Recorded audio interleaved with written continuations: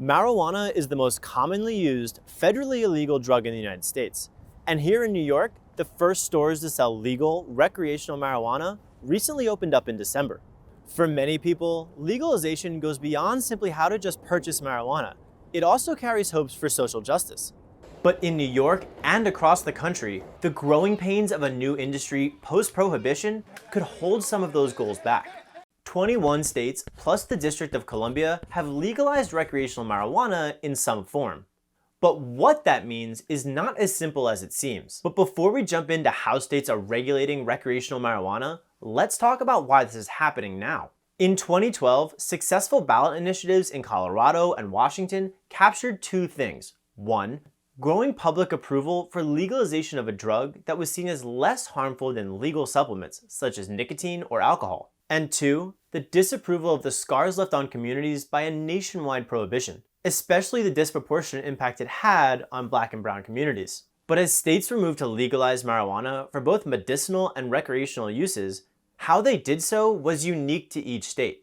That's because each state gets to construct how they want to legalize marijuana. Amanda Chicago Lewis, a freelance investigative journalist who covers the marijuana industry, explains how this gets so complicated.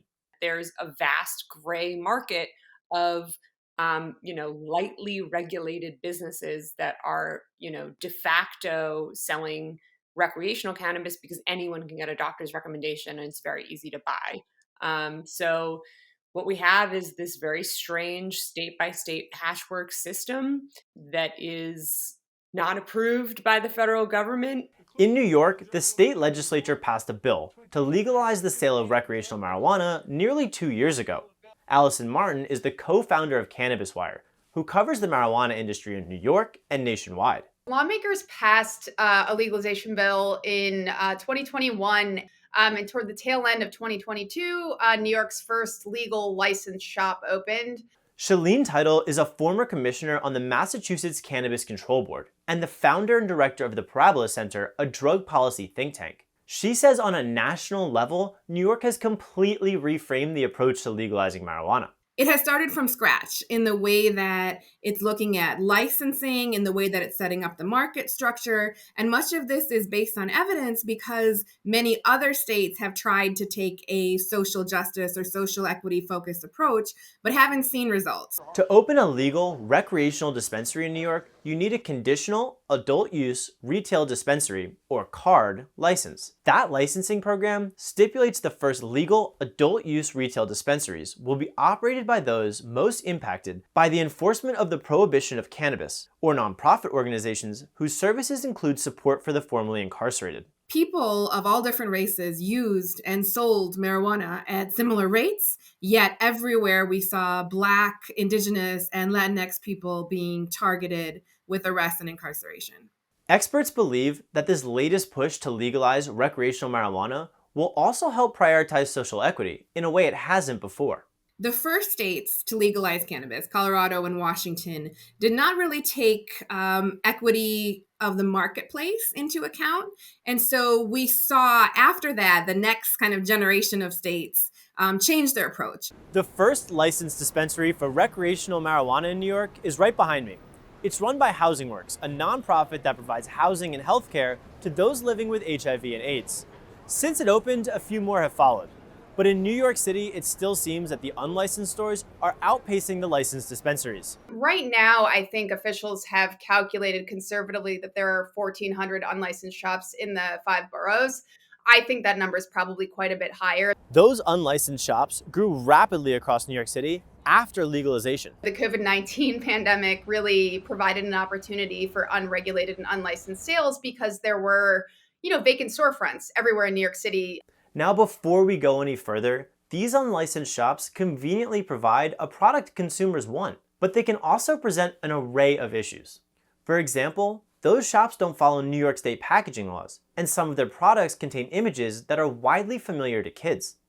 Take a look at these two illegally sold packages compared with the legal one.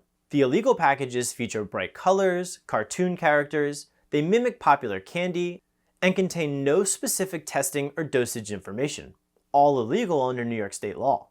The legal one contains clear testing information, muted colors, and specifies that it's grown in New York. And then also a lot of the cannabis is not tested to the same standards of, a state regulatory program. In fact, the New York Medical Cannabis Industry Association, a trade group that represents legal sellers, found high levels of pesticides in illicit marijuana, along with E. coli, salmonella, and heavy metals. If it's unregulated, it could have a whole wide spectrum of pesticides contained within it. If you think about something like vaping, some of those pesticides and heavy metals could actually be sort of concentrated more than the product was even used in the first place. And in a fledgling marketplace with only a few legal locations so far, the nearest legal store could be over an hour away. So along with accessibility, unlicensed illegal vendors also have another major plus for consumers: price. Why would you buy an $80 eighth of weed at a legal shop when you can get a $25 eighth of weed at an illegal shop? Illegal cannabis is cheaper for a variety of reasons. Not only do sellers avoid state taxes and state environmental regulations, but they can sell marijuana grown in states with longer growing seasons, like California. Legal cannabis in New York must be grown in the Empire State. Now, the underground market isn't just prevalent in New York. In fact, no state has fully transitioned its illegal market into its legal one. The state that is generally understood to have the strongest legal market is Colorado. In Colorado, there's about a 30 to 35% illicit market rate. That's the best case scenario. In a place like California, the illicit market controls 80 to 90% of the market. So why is cannabis so hard to control? And could the illegal market undercut hopes for social justice in marijuana policy? Well, in states that have legalized marijuana, like Colorado or Oregon, overall arrest rates for possession have dropped dramatically. Point of clarification here. You might be wondering, how does one get arrested for marijuana possession after it's been legalized? Well, states can still restrict how much weed you can possess, how old you have to be, and more. And according to the ACLU, disparities between white and black citizens being arrested for marijuana possession in Oregon remain the same as prior to legalization, while having dropped in other states, such as Colorado. Although there are far fewer arrests, we are still seeing strong disparities in the way that this is enforced. And in fact, in some places, it's even gotten worse. We're seeing a bigger disparity between arrests among races. And in terms of clearing records from past marijuana arrests, results have been mixed across states with legalization. In New York, expungement of records is automatic for possession of 25 grams or less of marijuana. But we've also seen states where expungement was kind of just thrown in at the end as a compromise, and they haven't made it easy for people. And in those states, it hasn't been very successful. Like in North Dakota, which decriminalized possession. People with lower level marijuana convictions must apply for a pardon, which is then reviewed by a state advisory board, which meets just twice a year. And honestly, regulating this marketplace, which already existed underground, has been a challenge. The cannabis industry is really in its infancy in New York and even in states across the country that have had more experience. And one of the analogies that I use is that, which may not be all that flattering, but that regulators, policymakers, even industry members are sort of building the plane on the way down. State and local governments have been tasked with figuring out how to regulate the cannabis industry in real time without the federal government's help, and with many different goals in mind, such as public health, social justice, or bringing in higher tax revenues from legal marijuana sales. It's really hard to pursue any policy within the cannabis legal market without somewhat unintentionally affecting a different part of the market in a negative way. The more you regulate those things, the more expensive it gets to run a legal business. The more expensive it gets to run a legal business, the harder it is for those legal businesses to survive and compete with illegal businesses. And so far, running a marijuana business has not been particularly profitable. The green rush is essentially a myth. Most legal cannabis businesses are not profitable. Why is it so hard to make money on legal weed? The costs to get into the legal market are very high. You have to pay licensing fees. You have to pay regulatory costs. A round of applause for the first sale. And in a state like New York, that presents some difficult questions over how effective this legislation will be at advancing some of the goals that advocates hoped would work in parallel with legalization. I think everyone who's involved in legal cannabis or in advocating for social equity policies can acknowledge that it's been a very difficult thing to achieve for a variety of reasons, because of the thriving of the illicit market, because it's impossible for a government to, legislate fairness in business, or for government, for that matter, to, be as quick and as nimble as businesses. Even though legalization doesn't seem to be an immediate fix for many issues, advocates say that jumping to a crackdown of the illegal industry would hurt promises of social justice. So New York is turning to civil enforcement in hopes of allowing its new legal market to get its footing. In New York City, at least, something like 400 letters have been sent to landlords and building owners saying, hey, if you've got unregulated activity happening, within your building, we're sort of putting you on notice that if you don't stop, we'll intervene. But will that potential civil oversight be enough? Regulators need to create a accessible pathway for people who are in the underground market to become regulated.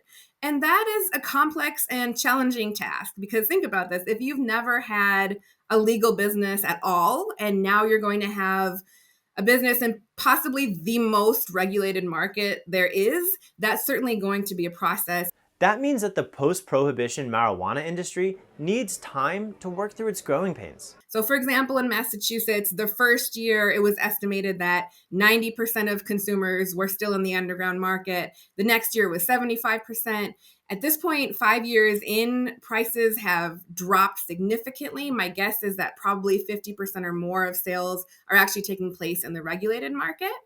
And so if we see that consistent change, then I think we're meeting the goals of legalization. And if done right, reaching those goals will bring parity and opportunity to the Black and brown communities that were so disproportionately impacted by marijuana policy of past and present. What we don't want to do is focus so much on the underground market, eliminating the underground market, that we forget the actual goals of legalization, which include equity and certainly not continuing these patterns of discrimination and disparate enforcement.